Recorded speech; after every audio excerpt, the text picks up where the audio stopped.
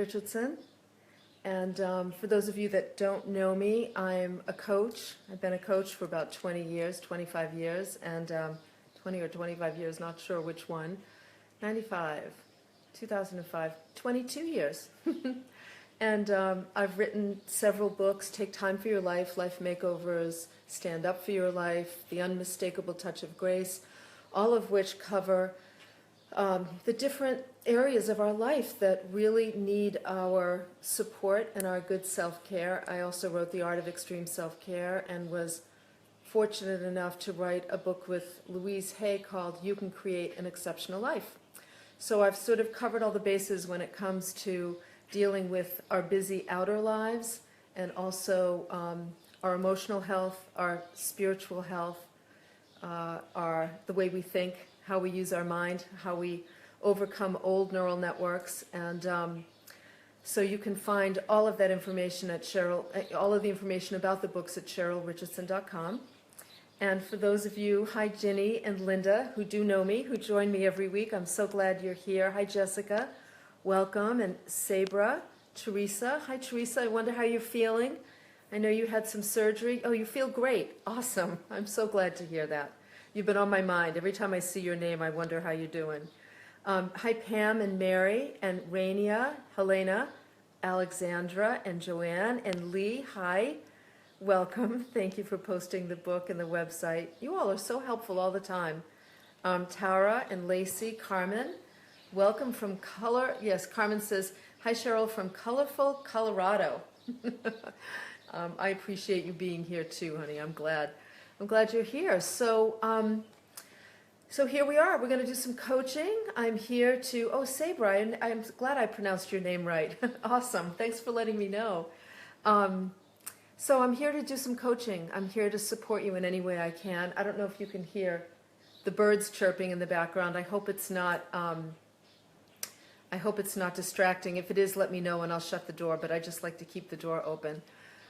So I just got back from Martha's Vineyard, where I'm doing great, Sharat, thank you, where Michael and I, my husband Michael and I, celebrated our 20th wedding anniversary. We went to Martha's Vineyard because that's where we had our honeymoon when we got married 20 years ago. We rented a little cottage near the water and spent a week on the vineyard. And so we always try to go back around our anniversary time, especially in the last 5 or 6 years. And so we decided to go back this time. And as soon as we decided to leave, we left that morning. It was completely foggy.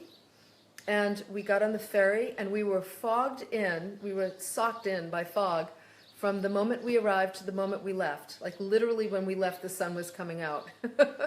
So what was great about it was that we would look out we were staying in a little inn. Thank you all for your happy anniversaries. We were staying at an inn, and what was awesome about it was we would look out the window and these tufts of mist would just float by the whole time. I felt like we were in Ireland. I've not been to Ireland, but a dear friend of ours on the island who's been to Ireland many times said, "This is your native weather, Cheryl." She said to me, "This is what Ireland is like."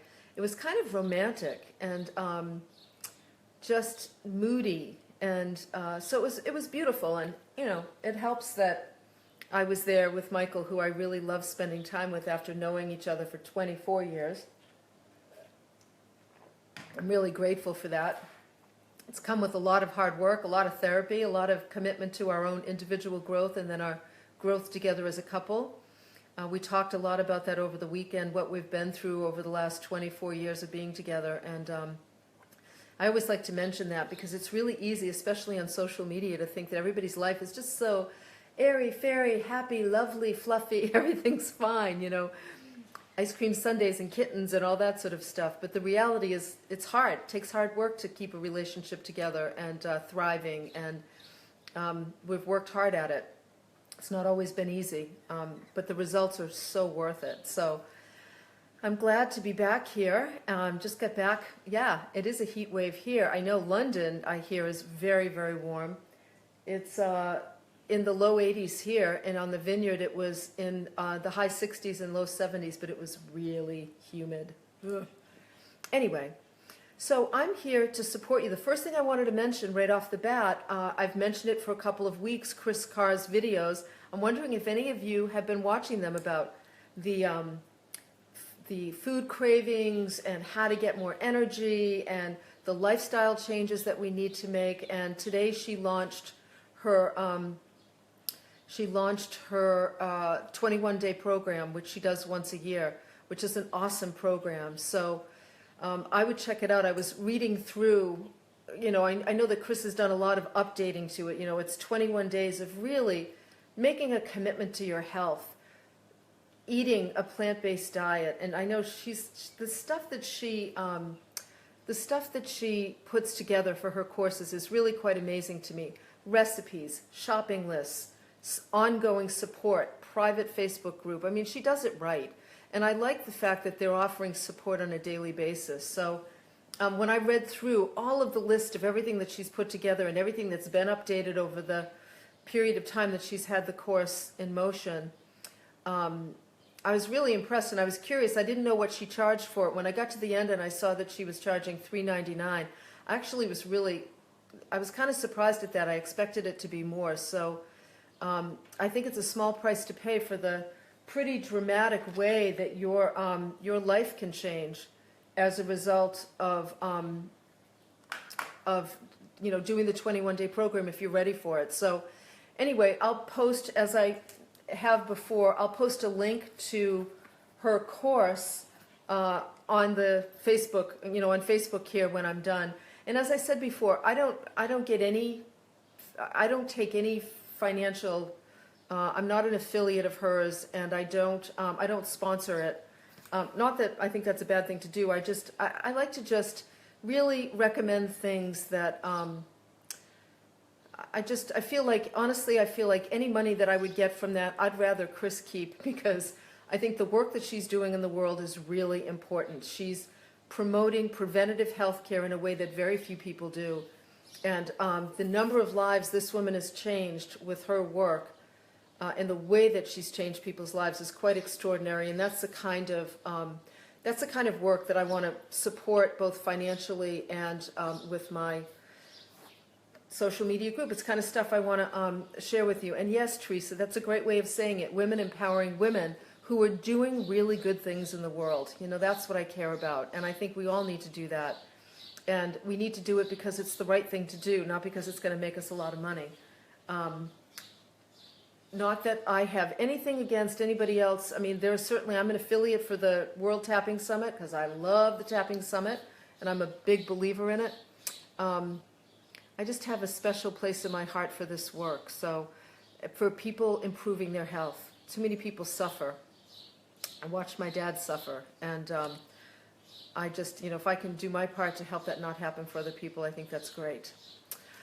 All right, so yes, EFT, the World Tapping Summit. Boy, I have to tell you, I've been doing some tapping work with different friends and some clients of mine, and I am really, really impressed with what's happening with tapping. And I am my wonderful,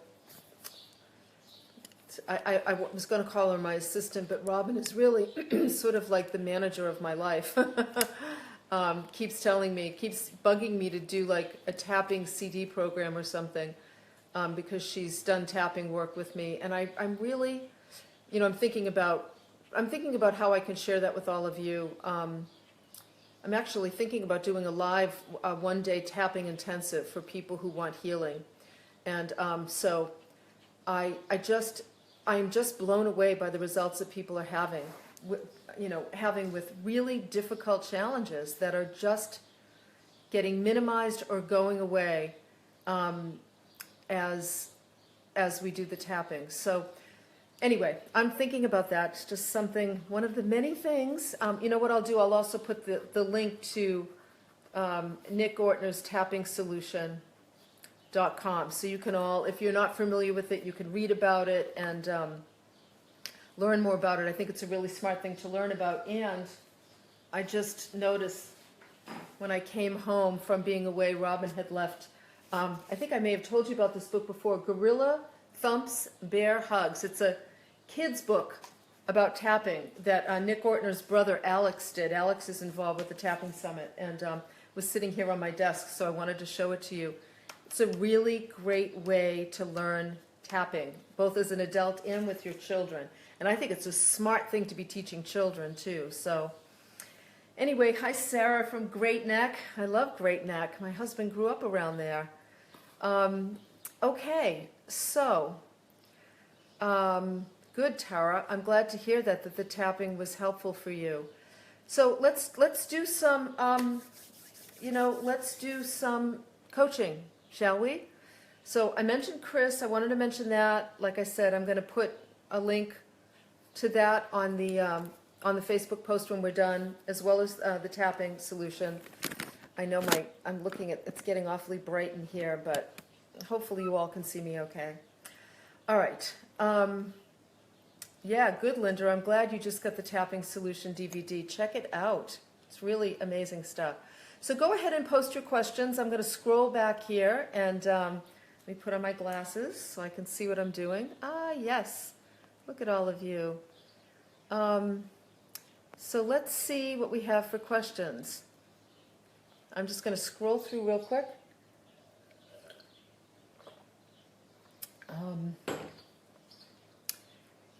Oh, thank you, Joanne. Thanks, Tara. And hi, Lacey from Toronto. I love you too, Tara. You all are very sweet. Claude, I can't speak your language, but I wish I could.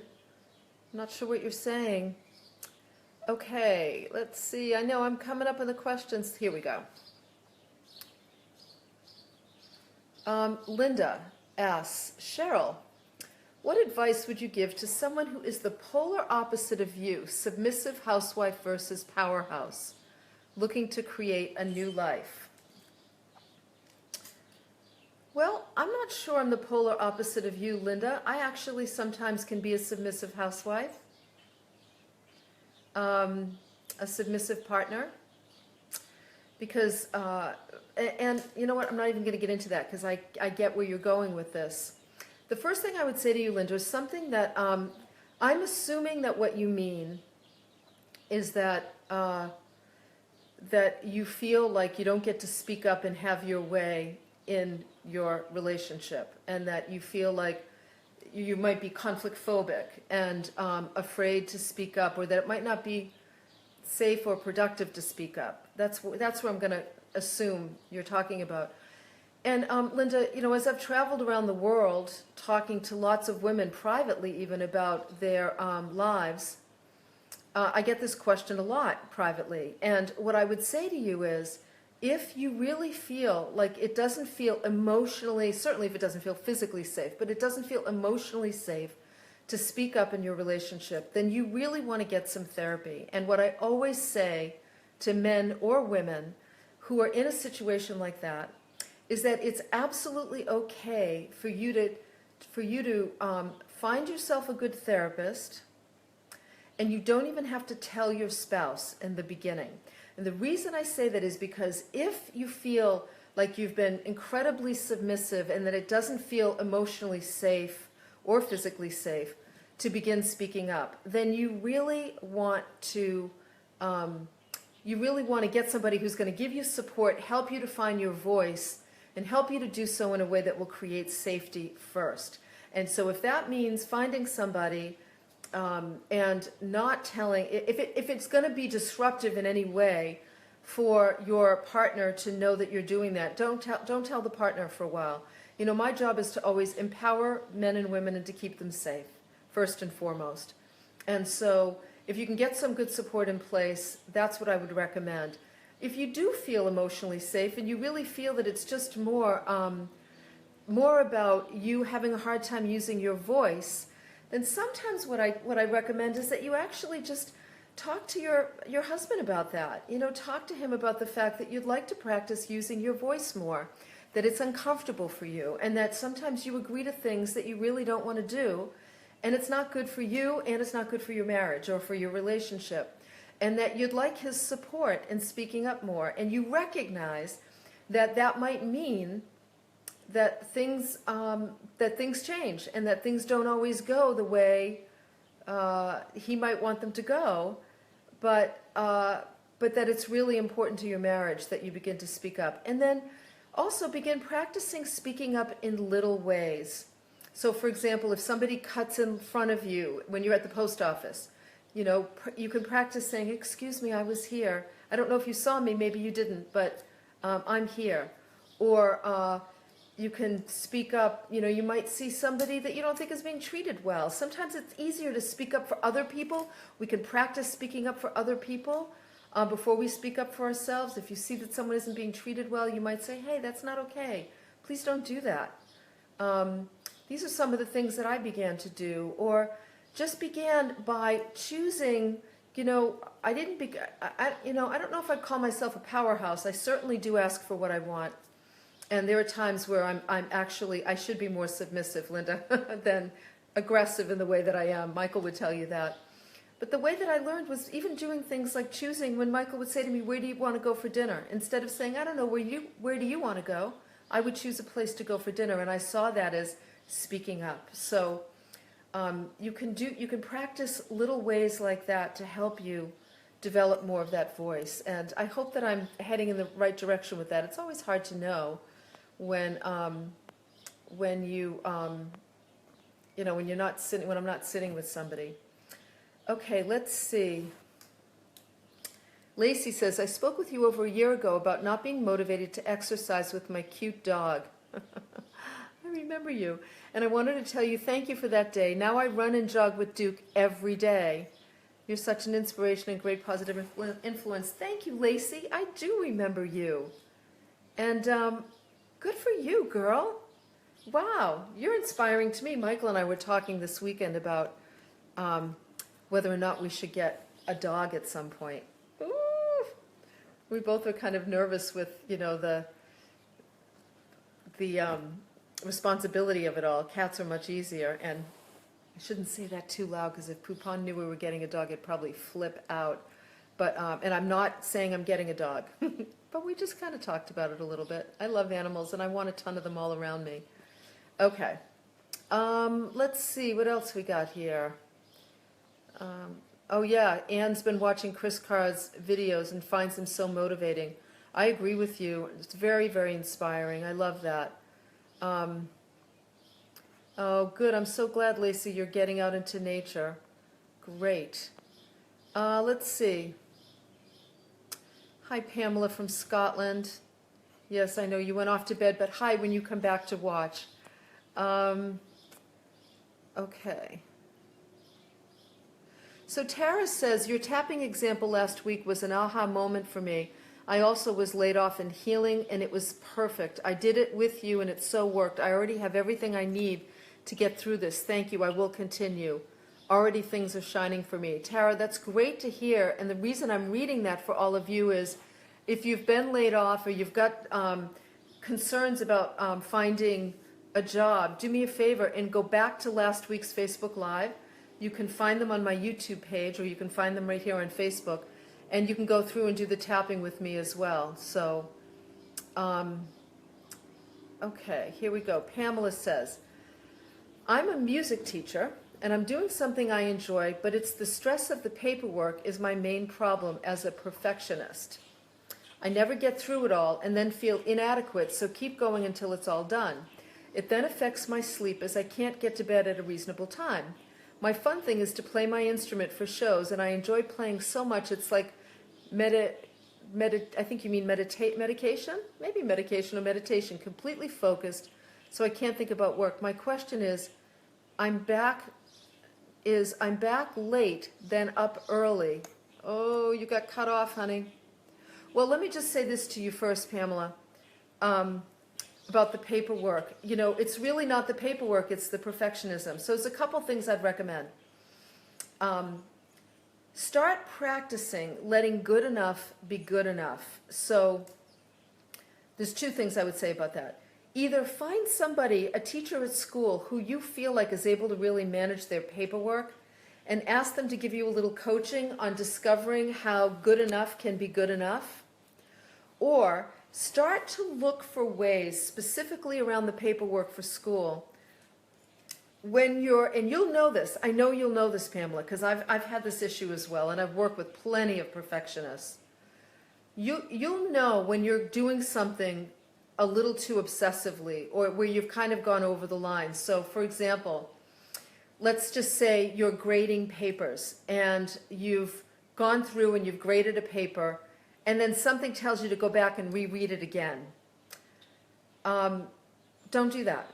Decide that, you know what, I'm going to let good enough be good enough, that I don't have to grade papers perfectly, or I don't have to, look for what doesn't really have to be done perfectly, and start to teach yourself to pull back on that obsessive need to get the T's crossed and the I's dotted. Leaving a couple T's uncrossed isn't going to kill anybody. It's rare that happens. If you're flying an airplane, maybe. But you really want to start practicing. I know that sometimes if I'm emailing friends, like I used to always read my emails over 2 or 3 times because I'm a writer. I wanted to make sure the spelling was correct, or that, I didn't make a gross grammatical error or something like that. And now sometimes I'm just like, you know what? Sending a text, sending emails, I don't read it over and over. It's like, you know what? If there's an error in there, they're friends. I don't do that with business email, but they're friends, so, they're going to probably know what I'm saying anyway. So look for the places. This is true for all of us. We have limited amount of time to really live our lives every day. We have limited amount of time on the planet. Let's use it to our advantage. And so look for the places where where you catch yourself thinking, okay, Pam, you really don't have to go through this again. Or, okay, Pamela, you can really trust yourself here. I'm sure you have those voices in your head. Let me know if you do, by the way. Post a comment. And when you do, practice sitting with the discomfort of letting good enough be good enough and not making it perfect. And I bet you the stress will start to change. And also, like I said, see if you can find somebody at work who knows how to let good enough be good enough. And as a result, let them teach you where they kind of let things go. There's always people around who have good suggestions for stuff like that. Okay, so let's go to Edna. Edna says, I need to make some new true friends. I have an issue with trust.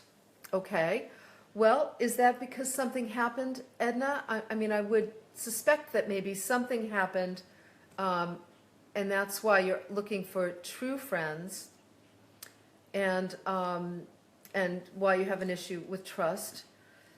Maybe not. Maybe, it comes from somewhere. First of all, let me say this, Edna. We all have issues with trust. Guess who we really have the biggest issue with trust with? Guess who it is? It's you, and it's me. Most of us are so afraid of being able to trust ourselves to handle situations well, to handle situations in a way that supports our own self-care.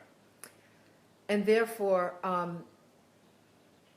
we get scared in relationships. But the truth is, when you learn to really take good care of yourself, this is why self-care is the foundation of all of my work.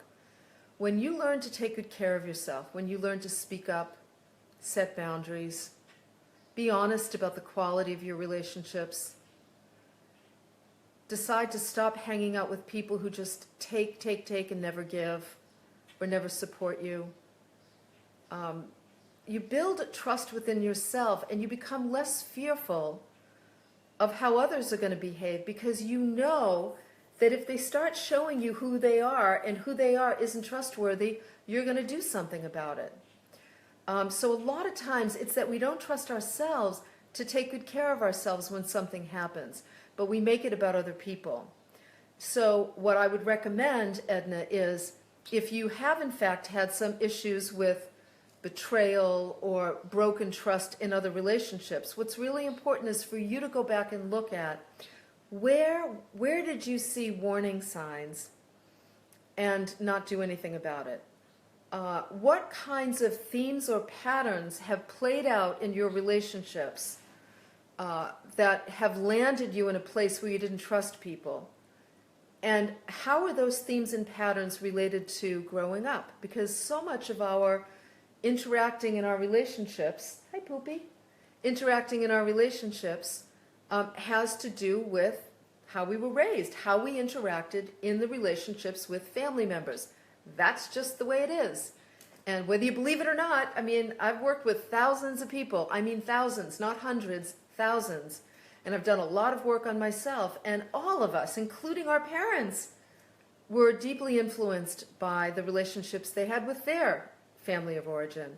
So ultimately, it often goes back. Our relationship choices in present day as adults are usually influenced deeply by the relationships growing up. So that's some place to go back and look, Edna, as well. Even in doing that, and this is true for all of us, the willingness to go back and look at what needs to be healed in order to have our present-day relationships be more effective, that in and of itself builds trust. It's like saying to yourself, you know what? I care about you. I care about the quality of your life. I care about the quality of your relationships. I'm going to take whatever betrayal has happened or whatever disappointment has happened, and I'm going to use it as fodder for growth. And I'm going to go back and look at, what did I put up with that I shouldn't have put up with? Where did I not set a boundary? Where did I not tell the truth?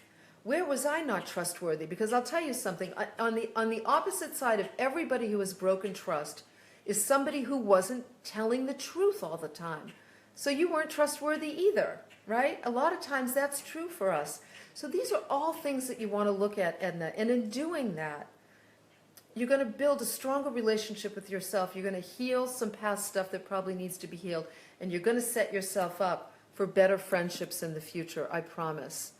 And I guarantee you there's people right here in this community right now on Facebook Live with me that are interested in true friends just like you. And if any of you are, just post a comment saying, yeah, me too. And maybe the two of you or several of you can connect with one another. If, worst case by social media, but wouldn't it be great if you lived near each other? Okay. Mare wants to know, how do I find these weekly talks in replay? If you go to YouTube and go to Cheryl Richardson TV, it's all one word, that's my YouTube channel. Terry, my webmaster, uploads them every week, usually takes a day or two, uploads them, and they should have closed captioning as well. I have to look and see. I know we're working on that, but you can find them there, Mare. It's easier than, flipping back in Facebook. Okay. Yeah, Louise, I'm glad you can, I know you have had computer issues in the past. I'm glad you can now see me and hear me. Hi, specifically to you.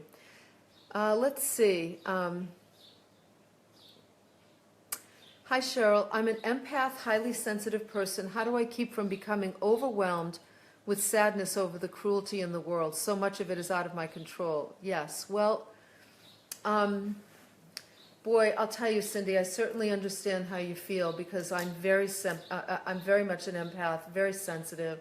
I've written a lot about it. There's a whole chapter in The Art of Extreme Self-Care called You're So Sensitive, and it's all about that.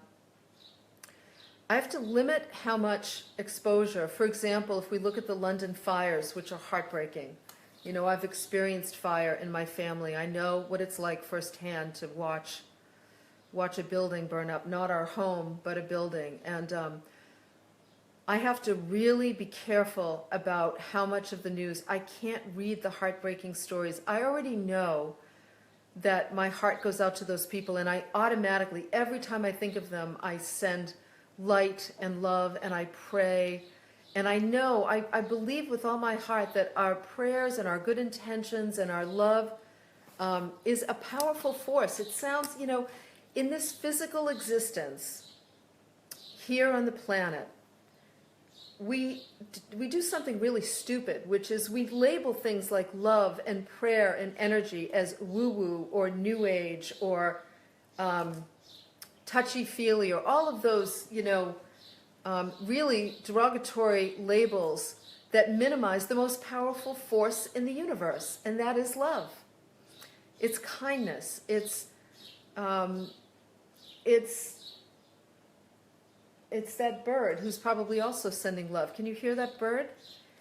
It's the most powerful energetic force in the universe, and it's real. And so I can't read the stories. It was like when 9/11 happened. I mean, that was just, I was too close to that, and I just couldn't read the stories until much later. And then when I did read some of them or watch some of the movies, I always keep the souls, for example, from 9/11. I always feel in connection with them, always. Ask them to help us out here. I think of the souls in that London fire, the souls in Syria, in Afghanistan. You name it, there's plenty of places. I own my divine feminine strength. And that part of me knows, the great mother in me knows that my love and my energy and my caring and my intentions and my thinking does powerful work in the world. And Cindy, yours does too. And so you limit what you can so that you can return to that empowered place and then light a candle, set up an altar. This is what I would recommend. I have places around my home where I have candles and meaningful little things, meaningful like statues. Here's one. My dad gave me this so many years ago. It's one of my most prized possessions. He gave me that after hearing me give a talk one time, and he said to me, I bought this because it reminded me of you. You're an angel in the world. You're doing good work in the world, and I'm glad for the work you're doing. And every time I look at that, it reminds me the work I'm doing in the world is important. So I need to stay balanced. I need to protect my sensitivity. I need to have my altars set up where I can go and light candles and pray and send intentions out into the world and know that they really work, that they matter. So I hope that's helpful, Cindy. Just protect yourself, sweetheart. Please protect yourself. Hey, James, I'm glad you're here. Welcome. What are you making for dinner tonight? Yeah, Jeannie says she did the Tapping World Summit this year, and it helped her to take care of her shoulder and neck pain and avoid possible surgery. I'm telling you, it's awesome for pain. I've done it with people with pain. It's really great. Oh, that's great. Janice, I love this idea. Janice says, hi, Cheryl. I have the Extreme Self-Care book and make a list. I write down little things I do to take care of myself, and it really works. I cross them out when I do them. Oh, that's great, Janice. I like that idea. It's good to be reminded, right?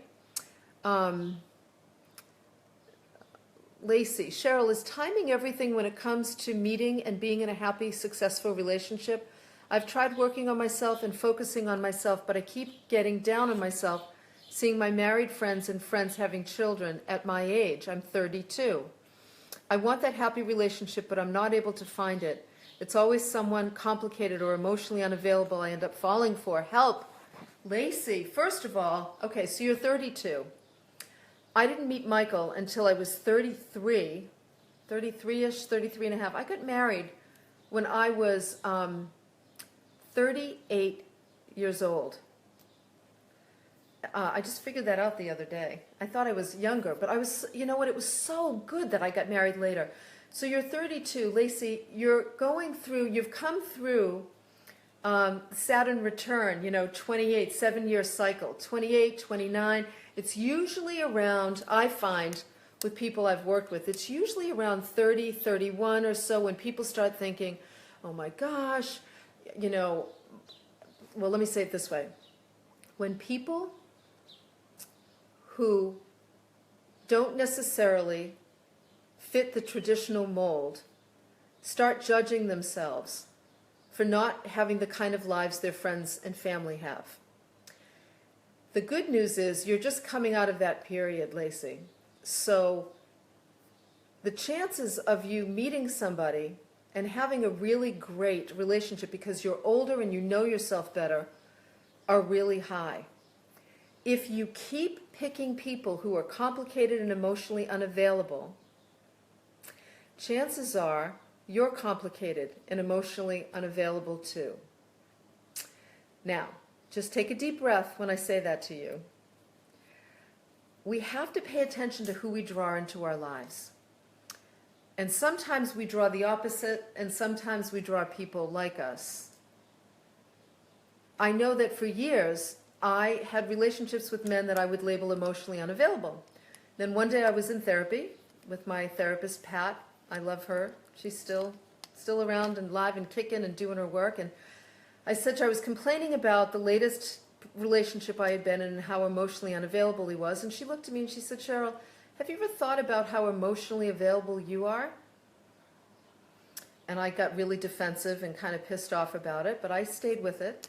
She said, you know, if you were emotionally available, if you were able to really meet somebody and to embrace their sensitivity and their ability to be emotional, you might actually have someone like that in your life. And I remember I didn't like it, but I explored it. And you know what? Ultimately, she was right. That she said, you know, if you were really capable of hosting an emotionally available man in a relationship, you'd probably have one. So you might want to just take a look at that. And when I did look at it, you know, I was complicated too. I mean, I think people who are deep thinkers are complicated, and that's like a good thing. Just got to find the right people. Now, I'm assuming when you say complicated, you might mean complicated could be married, drug problem, work issue, like those kinds of things. The first thing you want to look at is why are you attracting these kinds of people? And don't try and figure that out with the mind that's already doing that. You need to get objective thinking from somebody else. So you need somebody else who can really explore with you what's going on, what's getting recreated from your childhood or from your earlier relationships so that you can grow. I'm telling you, Lacey, I have a good feeling about you. You're going to meet somebody, and it's probably going to be soon. Really, all we need to meet are partners who are committed to their own growth, because the shit's always going to hit the fan. This is called life, people. Life on earth is not going to be blissful. It's dealing with stuff. And if we're committed to our own growth and evolution, and we take on what's happening as an opportunity to understand ourselves better, to grow and evolve, then life gets easier. It's not as hard. It's when we don't do the work that life is hard. So I would encourage you to do some work around why you keep attracting complicated, emotionally unavailable men, whatever the complicated part means, and look at how there might be, how they might be mirroring something about that for you. Now, don't be mad at me when I say this, okay? Because I love you and I want you to meet somebody. And you're still young. I mean, I bet there are people watching us right now, watching me, listening to me talk to you right now, who are thinking, honey, if I had waited to get married a little later, you know, it would have been easier. So, anyway, I hope that's helpful, Lacey. And you know what? where are we here? I'm going to put you in my prayer book. How about that? Lacey, finding a great partner. That's what I'm doing right now. Whoops. Lacey, great partner. Note to self, Cheryl. Don't drop blue pen on white couch. Oh, well. I know how to get ink out. Okay. So let's see. Okay. Thanks, Lee. Look at you. You're like wrapping up what I'm saying or summarizing what I'm saying here. You're so sweet. Thank you. Okay. Let's see what else we have for questions here. How are we doing for time? We've got time, people, so post your questions. I know, Rachel, I would love for you to see Poupon. Poopy, come here. Come here to Mama. Come see. I can't believe you just said that, Rachel, and he's right here. Poopy? Poupon. Oh, here, let's see if I can. My desk is a mess, but here, let's see if... Poopy, look. Hi. Can you come say hi? Oh, yes, say hi to everybody. Boo-boo? Thank you. My talkative cat, he loves to talk. Good boy, come here. Come on. Want to come with Mama? Okay. There you go, Rachel. You got to see Poopy. How about that? That's very rare, I'll tell you. Okay. Melissa, what is one of your best books regarding boundary setting? In Stand Up for Your Life, there's a chapter on boundary setting. So I would recommend that chapter. And then also in The Art of Extreme Self-Care, there's a chapter called Let Me Disappoint You, which is also about setting boundaries, just being willing to disappoint people. No, boo-boo, don't start dropping things. Being willing to disappoint people by setting limits so that you actually can live a more soul-directed life. Now Poopy's like running around here. So those are the two that I would recommend for that. Let's see. Okay, so here we go. See, yeah, so we have people here who are saying that they're open to new healthy friendships. So Edna, I hope you go back. Edna's in San Diego. Okay, great. So if anybody's in San Diego, post and say so that maybe you and Edna can connect with each other. Let's see. Yeah, Alexandra, it does help to send love and light. Okay. Wow. Thanks, Jessica. All right, I'm looking for questions, people. Where are we? Here we go.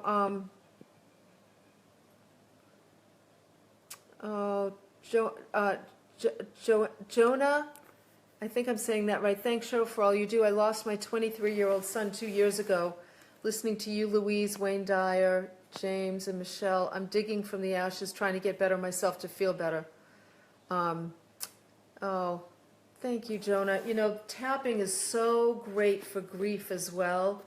Listen, we're supposed to grieve the people we love. It sucks. There's just no two ways about it.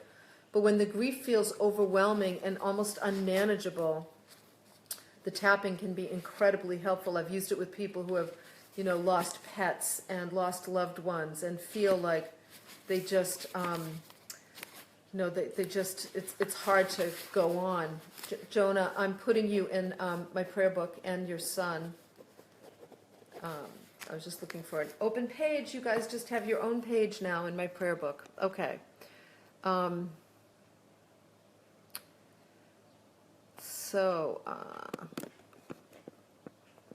Rachel says, I think it can be harder to find someone when you're a deep person. I consider myself to be fun yet very deep. Hard to find a man who's the same, to be quite honest. Okay, Rachel, I'm glad you said that because you know what? I wanted to say this to Lacey too. You gals have got to affirm that the perfect partner finds me. It's easy to find men and women who are deep thinkers, who are committed to their own growth. Like, we need to change our beliefs around that stuff. And I know I needed to really change my belief. And usually when I'm working with people, it's a big deal. So we need to start affirming that the perfect people will find you. I know plenty of really lovely, deep men. Some of them are married, some of them are single, and believe me, I am a matchmaker, people. If I know two people that I think would be good connections for one another, I am always making the match.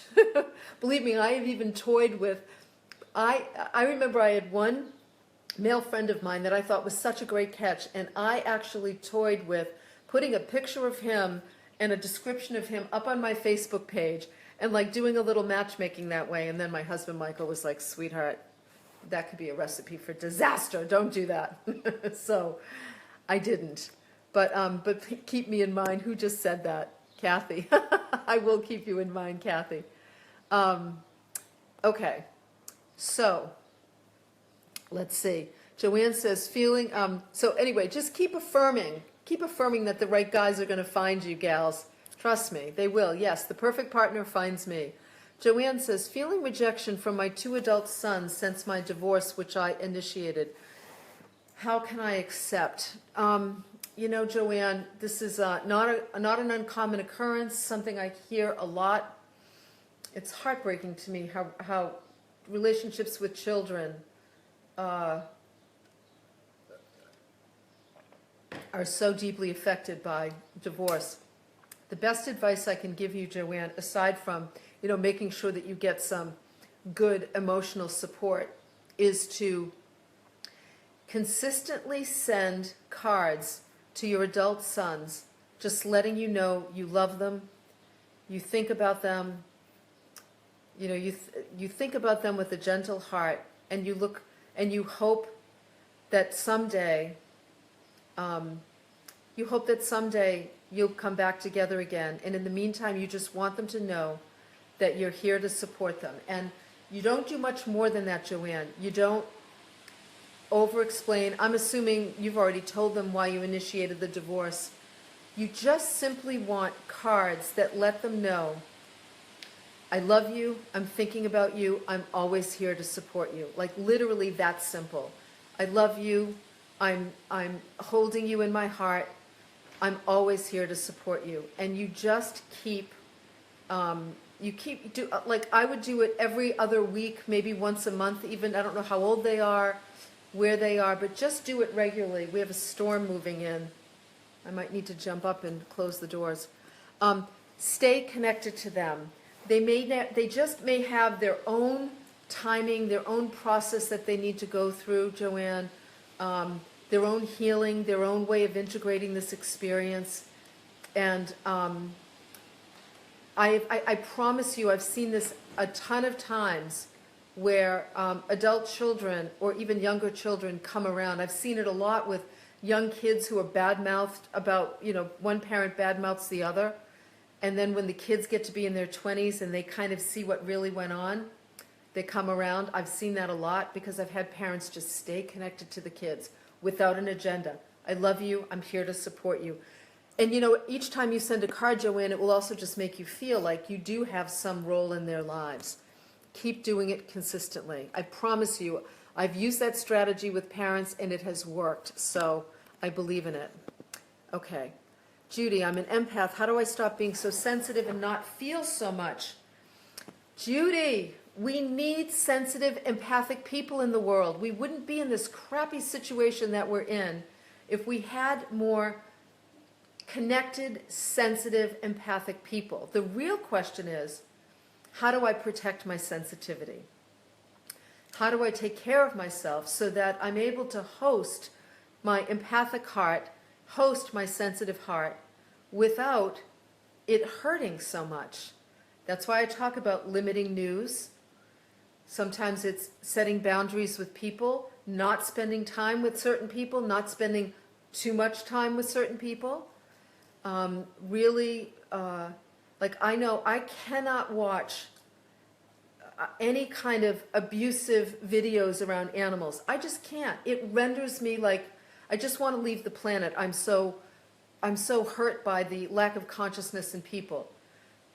But I also am empowered by putting my money towards supporting animals and taking action to support animals and, doing my part, whether it's having chemical-free yards, whether it's, buying an extra lot of land to protect the nature around our home,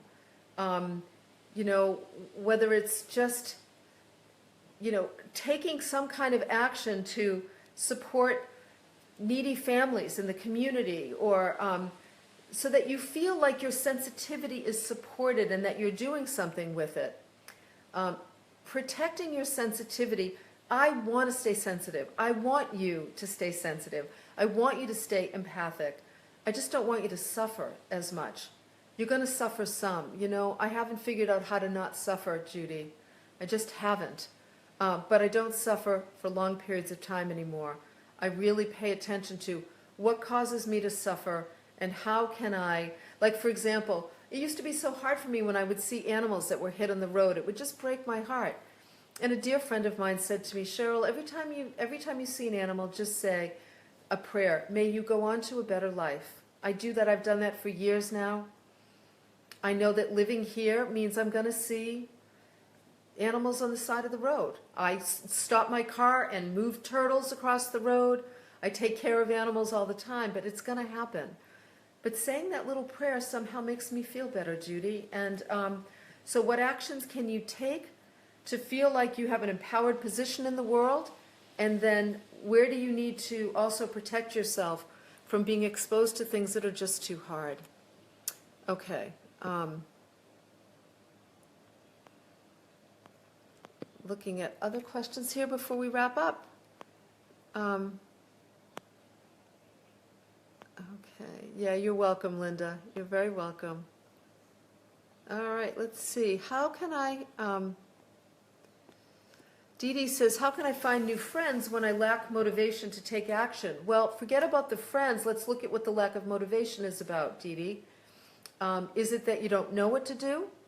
Is it that you're tired? Is it that you just don't have the energy? Might there be something you need to do to take better care of your health? Focus on the motivation piece. Because you actually do need to take action to meet people. We need to be able to reach out. We need to put the intention out there. We need to be able to go places where we're going to meet new people. I joined a new gym a year and a half ago, and I've met a lot of really lovely, nice people. Did I want to do it in the beginning? No. I came up with every reason. I liked safe and familiar. And I came up with every reason why I shouldn't do it. But I've said this on Facebook Live many times. I made a year ago this past January, I made a decision to start doing the opposite of what I normally do. So every time I would say that I wanted to do something, but I decided, I don't really want to do that, that makes me uncomfortable, or it's not familiar or whatever, I would do it anyway. I would just make myself do it. One simple little step at a time, and I started to find the motivation. So is it, what do you think it is, Dee Dee? Is it health and energy related? Is it fear? Start by looking at what the issues are related to motivation. Don't worry about the friend part. Okay, James. I actually have a question today. I was offered a job by the board of a church. I believe it's going to be a good opportunity, but after accepting, I became very anxious. One of the issues is that I'm not religious. The church group that asked me already knows this, but I think some of my issue is my own resentment. Any ideas? You think, James? Well, so first of all, I know a bit of your background, and I'm not going to get into that here, but I'm just going to say that, this could be, if you've been offered a job, and you believe it's going to be a good opportunity. I don't know what that means, what kind of opportunity, aside from just being, financially a good opportunity. Is it a growth opportunity? Like, what other kinds of opportunities are there? Did you accept it too quickly? Did you not give yourself time? Or did you really know, yeah, this is something I want to do? If you knew it was something you really wanted to do, then, the anxiety for you is probably related to the past history you have with the church. They know you're not religious. I'm assuming they don't expect you to share their religious sort of beliefs or affiliation. And if that's the case, James, this might be a healing opportunity for you. It might be that the universe has put this in your lap to challenge you to confront some of the healing that still needs to be done around how you were treated by your own church in the past. There's a lot of people with a lot of healing around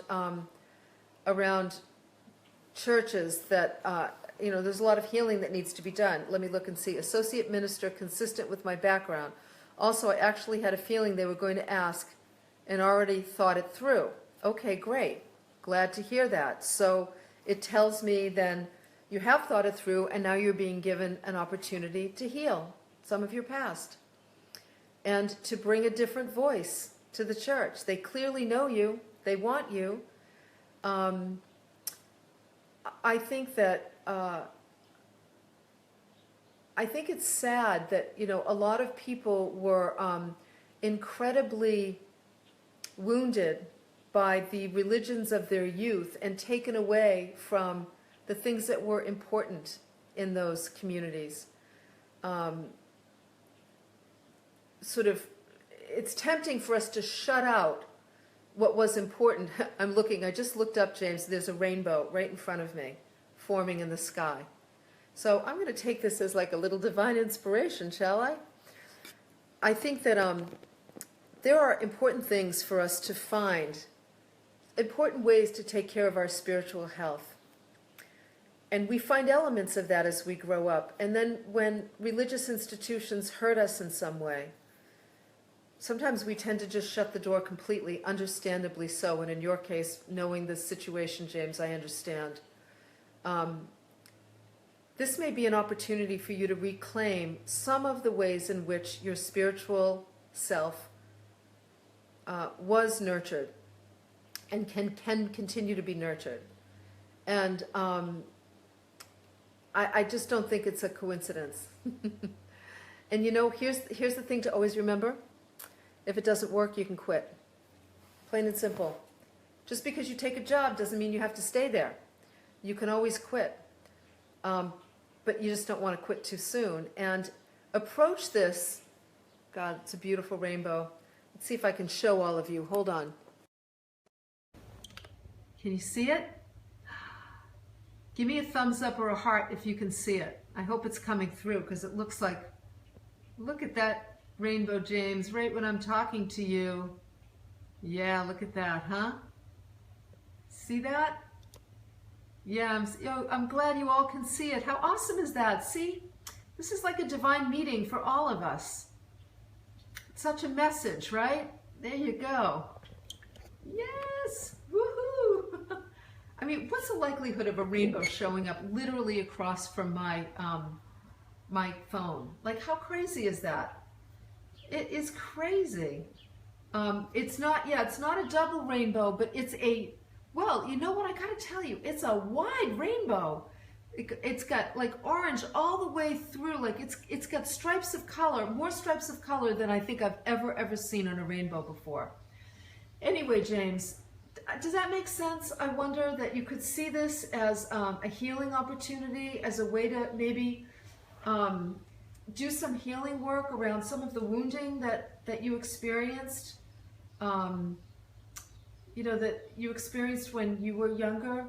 And not only that, James, but see, this is what I think we're all, yeah, close encounter of the divine kind, exactly.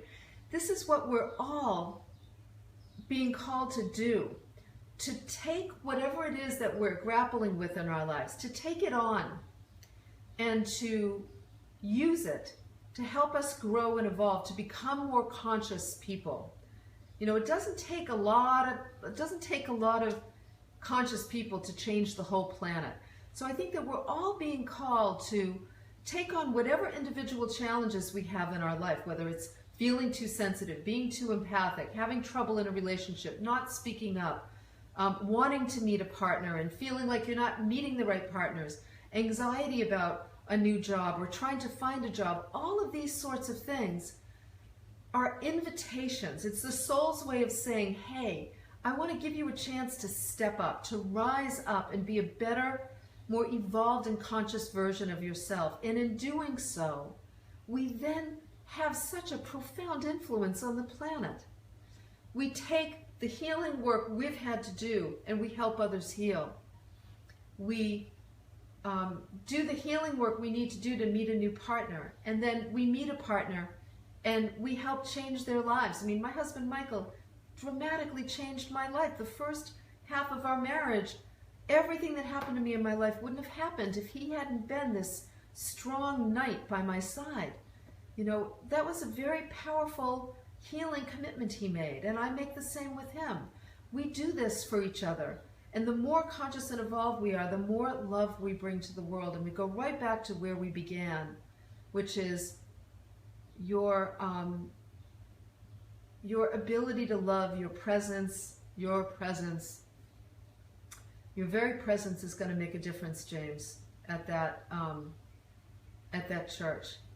And give yourself time to forgive. You know what? A lot of times we have to go through the pain. We have to relive some of the crap that happened in order to heal it. we live it in our own minds or in the speaking of it and working with somebody in order to heal it. And we need to be willing to give ourselves time to forgive. You don't want to try to forgive so you don't feel bad anymore. You want to heal so that you feel better, and then you can forgive. Forgiveness happens naturally when we do the healing work, and it can take time. I had a good friend of mine that I felt really, I had a hard time forgiving, and it's taken me 2 years. And just the other day, I noticed myself thinking of her so fondly and with so much love, and I thought, wow, you know, all the work that I did and the time that I gave myself really worked, because I feel the forgiveness just sort of sliding into my life without me even realizing it. Here it is suddenly. So give yourself time, everybody. All right. Well, this was quite an exciting adventure, wasn't it? Yeah, look at James. Read, you know, people, what they're saying to you about that, about the church. Yeah, a lot of people were hurt in church, and it took them away from God or the divine or the great mother or creator. And boy, I don't know how you get, you know, it's hard to be on the planet when you don't have that connection anymore, or when it's been broken or wounded in some way. So, James, I'm charging you with using this new job opportunity to do your healing work so that you can be a different kind of voice in the church community. So you can take a stand for other people so you can become the man who takes a stand for people like you who needed somebody to take a stand for him. As long as it serves your highest good, though. Don't take on that mantle if it's going to hurt you in any way. Your self-care always needs to be first. All right, that's it, people. That's it for the week. So, thank you for being here with me, as I always say. A couple of things. The Healthcare by the Sea retreat, my next retreat for October, is open for registration. I'll put a link to that on Facebook, as I often do. And I always say, too, that please make sure that you're subscribed to my weekly newsletter at CherylRichardson.com. Just look right up there. Look. That blue button, you can subscribe right there. And I will look forward to being with you next week. That's in the newsletter is where I always put the next Facebook Live date, schedule, date and time. So make sure that you're subscribed to the newsletter. All right, everybody, thank you so much for being with me. I love you all very much. And remember, love is a powerful force, so powerful. So, you know, send your love out into the world. Let's send our love to the folks in London and everywhere, right? Syria and Afghanistan and here in the States, so many places, you know. Let's just send our love out there, all right? Thank you, everybody. Mwah. Bye.